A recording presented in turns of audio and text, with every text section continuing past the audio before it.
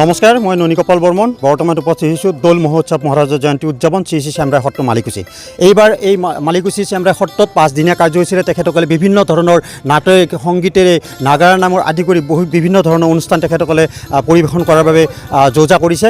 বলক আমি তেখেতসকলৰ লগত কথা পাতিম। এইবাৰনো কেনেকুৱা ধৰণৰ তেখেতসকলে প্ৰস্তুতি চলাইছে। মই কেমেৰা পাৰ্চনক গোটেই ভিউটো দেখুৱাবলৈ কৈছোঁ। ইয়াত আমি দেখিছোঁ যে মহাৰাজৰ জয়ন্তী দৌল মহোৎসৱ শ্যামৰাই সত্ৰ মালিকুছি 3 তাৰিখ আছে পাঠিকা কৰিশ্মা নাথ, 14 তাৰিখে ধুৰীয়া কৈহাতী আছে, 15 তাৰিখ আছে নৃত্য প্ৰতিযোগিতা আৰু নাটক মহৰণ, 16 তাৰিখ আছে সাংস্কৃতিক সন্ধিয়া। এইবাৰ সাংস্কৃতিক সন্ধিয়াত তেখেতসকলে আমন্ত্ৰণ জনাইছে গীতালী দেৱী, দীপক দাস আৰু স্থায়ী শিল্পীসকলৰ লগতে ৰূপ অনুপম, ৰতন কুমাৰ আৰু গীতৰ সহায়। গতিকে এই 5 দিনীয়া অনুষ্ঠান সকলো ধৰ্মপ্ৰাণ ৰাইজৰ উপস্থিতি তথা সহায় সহযোগিতা তেখেতসকলে কামনা কৰিছে। আমি তেখেতসকলৰ লগত কথা পাতিম। তেখেতসকলৰ প্ৰস্তুতি বাৰু কেনেকৈ চলি আছে আমি কেমেৰা পাৰ্চনক অকণমান ভিতৰলৈ যাবলৈ অনুৰোধ জনাইছোঁ। তাতনো কেনেকৈ ধৰণৰ তেখেত কৰ্মকৰ্তাসকলে কি কৰি আছে, কেনেকৈ কি অনুষ্ঠান কৰিব সেই বিষয়ে আমি অকণমান জনাম। মই শ্ৰী শ্ৰী শ্যামৰাই সত্ৰৰ মালিকুছিৰ এই যিটো আমাৰ যিটো প্ৰস্তুতি চলি আছে, মই কেমেৰা পাৰ্চনক দেখুৱাবলৈ কৈছোঁ যে ইয়াৰ পৰিৱেশটো বা কি প্ৰস্তুতি চলি আছে গোটেইখিনি পৰিৱেশ দেখাব। তাৰপিছত আমি ভিতৰত যাম, কৰ্মকৰ্তাসকল আছে তেখেতসকলৰ পৰা আমি জানিম এইবাৰ এই 75 সংখ্যক দৌল মহোৎসৱ কেনেদৰে তেখেতসকলে প্ৰস্তুতি আগবঢ়াইছে বা কেনেদৰে পৰিৱেশন কৰিব কেইদিনীয়া কাৰ্যসূচী আমি তেখেতসকলৰ পৰা জানিম। বলক আমি ভিতৰলৈ যাম, ভিতৰত আমাৰ কৰ্মকৰ্তাসকলৰ লগত অকণমান কথা পাতোঁ। নমস্কাৰ, প্ৰথমতে আমি আপোনালোকক আমাৰ তৰফৰ পৰা শুভেচ্ছা জনাইছোঁ। এইবাৰ মহাৰাজৰ জয়ন্তী দৌল মহোৎসৱৰ আপোনালোকৰ প্ৰস্তুতি কেনেকুৱা? প্ৰভু শ্যামৰায়ৰ কৃপাত প্ৰস্তুতি যথেষ্ট ভাল। এইবাৰতো আমাৰ 75 বছৰীয়া মহাৰাজক জয়ন্তী উপলক্ষে আমাৰ সমগ্ৰ অঞ্চলৰ মানুহৰ বিপুল সঁহাৰি আমি পাইছোঁ। প্ৰতি ঘৰে আমাক যথেষ্ট পৰিমাণে উৎসাহ জনাইছে আৰু সেই সূত্ৰে এইবাৰ মহাৰাজক জয়ন্তী বুলি বিভিন্ন ধৰণৰ আমাৰ কাৰ্যসূচী ৰূপায়ণ কৰাৰ কাৰণে আমি মানস কৰিছোঁ।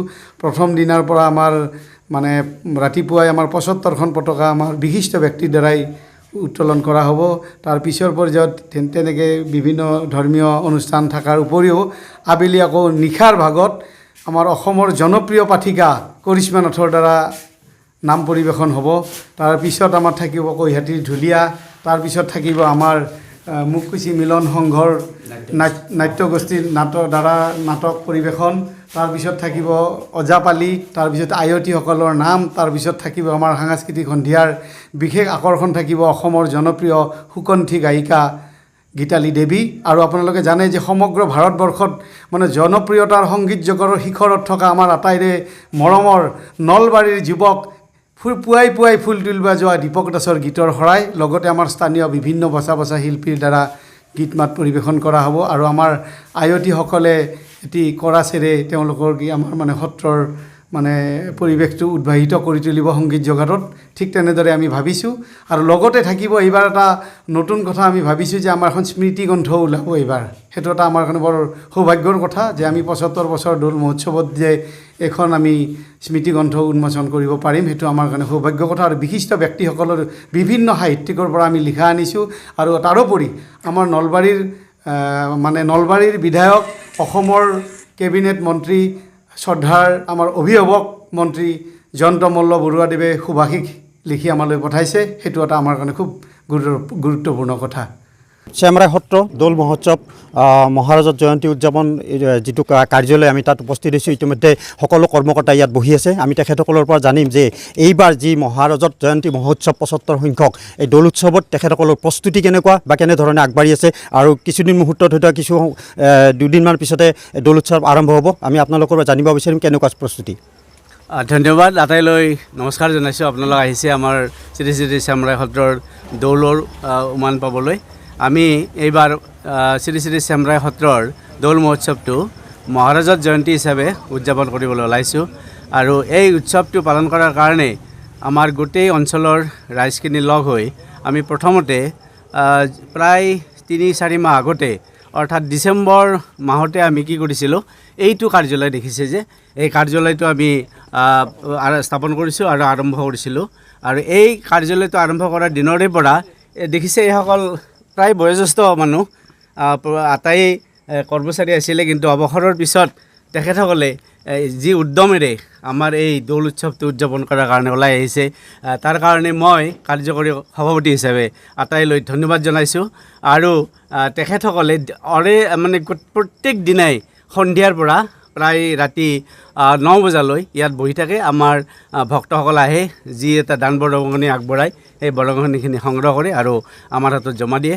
আৰু সেইদৰে এখেতসকল বহি থকা সময়তে আমি ডেকা কিছুমানক লগত লৈ আমাৰ গোটেই অঞ্চলটো, ওচৰৰ যিবিলাক আমাৰ অঞ্চল আছে, ধৰক আমাৰ জাপাৰগুচি আছে আপোনালোকৰ, ইপিনে আমাৰ দীঘেলী, নলবাৰী টাউন, বিদ্যাপুৰ, কৃষ্ণনগৰ, পইলা, এই আটাইখিনি অঞ্চললৈ আমি গৈ ইমান সঁহাৰি পাইছোঁ, ইমান ভাল লাগিছে যে প্ৰভুৰ কৃপা, যে প্ৰভুৰ যে কিবা এটা মাহিত্য আছে সেইটো নুই কৰিব নোৱাৰি, যে প্ৰভুৰ প্ৰতি আকৰ্ষিত হৈ গোটেই মানুহে আমাক সঁহাৰি জনাইছিলে।